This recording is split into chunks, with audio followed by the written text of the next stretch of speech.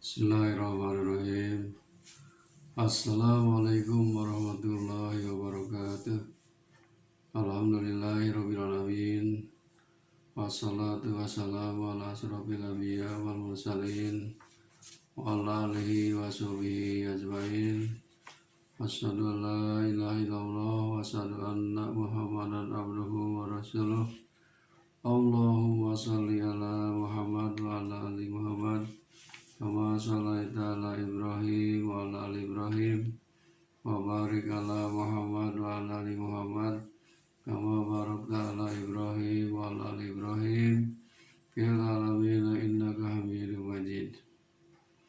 Ya ayyuhal hadirun ittaqullaha haqqa tuqatih wa la tamutunna illa wa antum muslimun. Wa qala Allah ta'ala fil Qur'anil Karim. A'udzu billahi minasy syaithanir rajim. Bismillahirrahmanirrahim. Aqimis sholata inna sholata tanha 'anil fahsya'i wal munkar. Saudara-saudaraku yang dirahmati Allah Subhanahu wa taala, pertama-tama marilah kita panjatkan puji syukur kita kepada Rabbi yang mana Allah SWT telah memberikan nikmat yang paling besar kepada kita, yaitu nikmat jasmani dan nikmat rohani, yang tak lupa di dalamnya adalah nikmat iman dan nikmat Islam dan nikmat kesehatan. Mudah-mudahan kita bisa mensyukuri nikmat itu dengan cara menjalankan segala perintahnya dan menjauhi segala larangannya. Amin ya Allah ya Rabbal Alamin. Salawat serta salam mudah-mudahan dilimpahkan kepada jin alam Nabi Muhammad SAW, juga kepada keluarganya, para sahabatnya, dan kepada kita sebagai umatnya. Amin ya Allah ya Rabbal Alamin. Hadirin rahimakumullah, dalam mukadimah tadi saya bacakan ayat suci Al-Quran yang berhubungan dengan sholat. Aqimis sholata inna sholata tanha 'anil fahsya'i wal munkar. Dirikanlah sholat, sesungguhnya sholat itu bisa mencegah dari perbuatan dosa dan munkar. Salah satu kewajiban umat Islam sehari semalam yang disebut sholat fardu, sholat wajib, sebanyak 5 waktu. Tidak boleh ditinggal, apalagi ditinggal dengan sengaja. Sakit parah pun, sholat harus tetap dilakukan dengan semampunya. Kalau tidak bisa berdiri sambil duduk, tidak sambil duduk sambil berbaring, tidak bisa berbaring dengan isyarat. Saking wajib sholat tidak boleh ditinggalkan. Hadirin rahimakumullah, di dalam materi ini saya akan sampaikan tema hikmah puasa bulan Ramadan edisi yang ke-10, tentang 10 hal yang ada di dalam sholat. 10 hal yang ada di dalam sholat. Ini diambil dari kitab Nashihul Ibad karya Ibnu Hajar Al-Asqalani. Ini berdasarkan hadis Rasulullah SAW. An Abi Hurairah radhiyallahu anhu, anin Nabi sallallahu alaihi wasallam qala. Dari Abu Hurairah, dari Nabi sallallahu alaihi wasallam, salat itu as-salatu imaduddin. Salat itu adalah tiang agama. Wa fiha asru hisalin, yang di dalamnya terkandung 10 hal. Salat adalah tiang agama. Di dalam salat itu terkandung ada 10 hal yang menguntungkan bagi kita yang melaksanakan salat. Apa diantaranya? Yang pertama, Zainul wajhi. Salat itu bisa mencerahkan wajah. Jadi kalau wajah ingin cerah, tidak kusam, sering-seringlah salat. Kenapa hubungan salat dengan wajah? Sebab orang yang salat pasti berwudu dulu, mencuci muka dulu. Sehari misalkan 5 waktu salat, berarti 5 kali mencuci muka dengan air suci dan bersih. Insya Allah wajahnya akan cerah. Tidak usah memakai bahan-bahan pencerah, bedak yang tebal, nggak usah. Cukup saja dengan air wudhu, cukup saja dengan melaksanakan sholat. Ini janji Allah melalui Rasul, tidak mungkin bohong. Jadi kalau ingin wajah cerah, sholat, sering-seringlah sholat.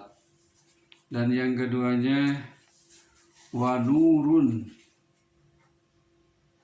Sholat itu juga kata Rasul, wanurul qalbi, bisa menerangi hati. Sebab hati manusia ada 3, ada hati yang mati, ada hati yang hidup, dan ada hati yang sehat. Insya Allah kalau hatinya sehat, pasti akan memberikan cahaya hati itu. Al-qalbu nurun, hatinya memberikan cahaya kepada kita. Hati akan menunjukkan kepada kita cahaya iman. Yang dimaksud di sini cahaya iman, sebab iman itu dimulainya dengan hati dulu. Kalau kita hatinya gelap gulita, apalagi keras, itu hatinya orang-orang munafik dan orang-orang kafir. Yang ketiganya kata Rasul, hikmah terkandung dalam salat itu warahatul badani, menyehatkan badan. Semua orang pasti ingin badannya selalu sehat walafiat. Apa hubungannya salat bisa menyehatkan badan? Secara logika saja, secara pikiran saja, salat itu kan pertama konsentrasi pikiran, keduanya gerakan-gerakannya mulai dari takbiratul ihram, digerakkan semua tangan, kemudian rukunya, kemudian i'tidalnya, kemudian sujudnya, dilipatkan jari, ujung-ujung jari kaki dan tangan disodorkan, kemudian sujud 2 kali, duduk di antara 2 sujud, sampaikan tahiyat awal dan tahiyat akhir, itu gerakan semuanya. Orang yang banyak bergerak berarti darahnya normal jalan, urat-uratnya yang kencang bisa jadi kendor. Itulah hubungan sholat dengan kesehatan badan. Kalau kita ingin sehat badan, makanya warahatul badan, sering-seringlah sholat.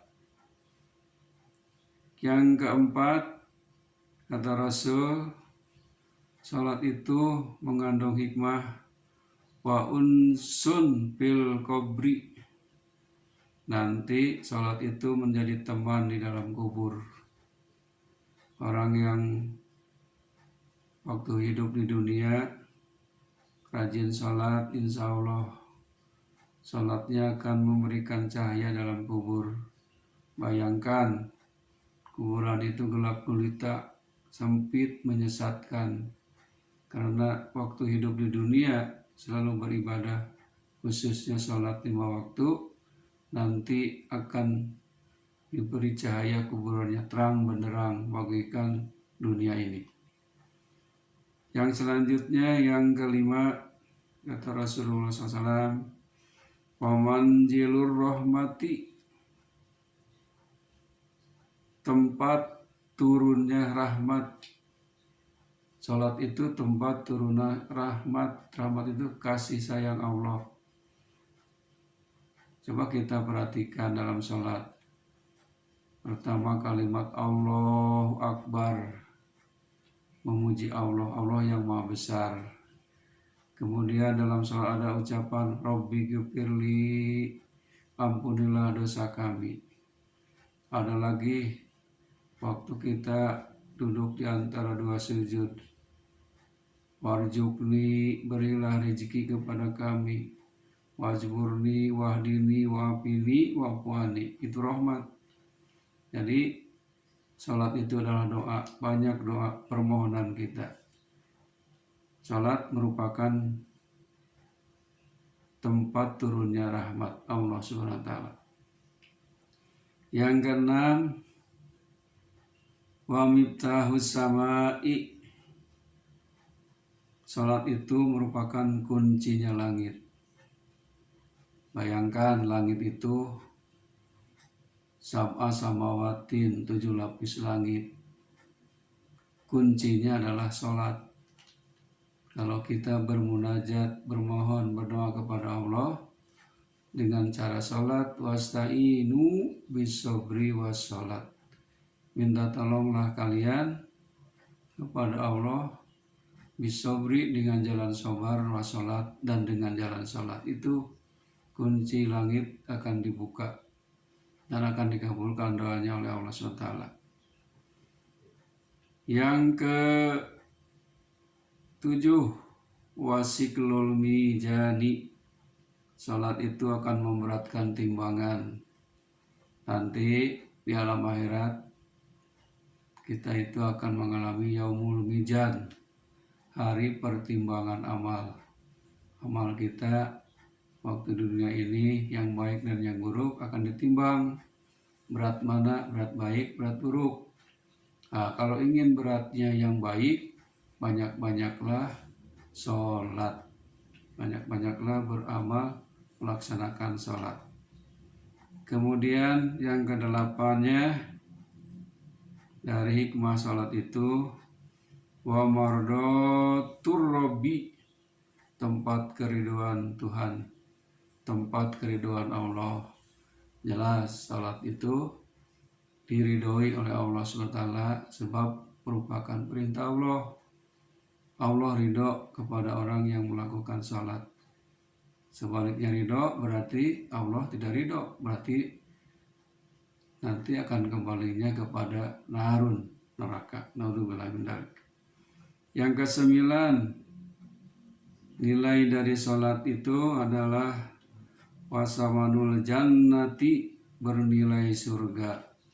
Ya, benar bahwa orang yang tidak pernah melakukan, meninggalkan salat, tempat kembalinya adalah jannah. Jannatun naim, surga yang penuh kenikmatan, surga Firdaus dan surga-surga yang lainnya. Yang ke-10, dengan salat itu wahijabu minanar, penghalang siksa neraka. Semua orang ingin dihindarkan dari azab neraka. Kalau ingin dihindarkan, maka kita dengan salat insya Allah akan jauh dari azab neraka itu. Pada hadis Rasulullah sambungannya, salatul rajuli nurun fi qalbihi Pamasa minkum walyunawwir qalbahu, rawahu Tirmidzi. Salat seseorang adalah penerang hatinya. Barang siapa berkeinginan agar hatinya menjadi terang, maka terangilah hati itu dengan salat. Jelas salat kita ini supaya terang, lakukan sholat. Kemudian kata Rasul, kum fasolli fa inna sholata sifaun. Sholatlah kamu karena sesungguhnya sholat itu adalah sehat dan obat. Jadi obat itu dengan sholat, sehat itu juga dengan sholat bisa sehat badan kita. As-sholatu mijanun paman aupa istaupa, kata Rasul, rawahu Dailimi, rawahul Baihaqi. Sholat itu adalah timbangan. Barang siapa menunaikan sholat, berarti dia telah mencukupkan timbangannya. Ada lagi hadis yang lain, khamsu sholawatin man hafadu alaihina kanat lahu nuron wa burhanan wa najatan yaumal qiyamah wa man lam yuhafid alaihina lam takun nuron wala burhanan wala tajatan wa kana yaumal qiyamati ma fir'auna wa qaruna wa hamana wa abi bin khalab, rawahu Ibnu Nasar. Artinya sholat 5 waktu, barang siapa memeliharanya, mengerjakannya dengan baik, maka sholat tersebut jadi cahaya baginya, jadi hujah dan penyelamat di hari kiamat. Barang siapa tidak memeliharanya, tentu tidak akan jadi cahaya, dalil atau menyelamat baginya. Sedang dia itu akan dikumpulkan di hari kiamat nanti bersama Fir'aun, Karun, Haman, dan Ubay bin Khalaf. Hadis riwayat Ibnu Nasar. Saudara-saudaraku, inilah salah satu hadis Rasulullah SAW yang berhubungan dengan sholat. Jadi sholat itu mengandung 10 kebaikan bagi kita semuanya yang melaksanakan sholat. Marilah kita jaga sholat 5 waktu, jangan ditinggal, karena hakikatnya manfaatnya untuk kita semua. Rabbana atina fid dunya hasanah wa fil akhirati hasanah wa qina adzabannar. Wabillahi taufiq wal hidayah. Assalamualaikum warahmatullahi wabarakatuh.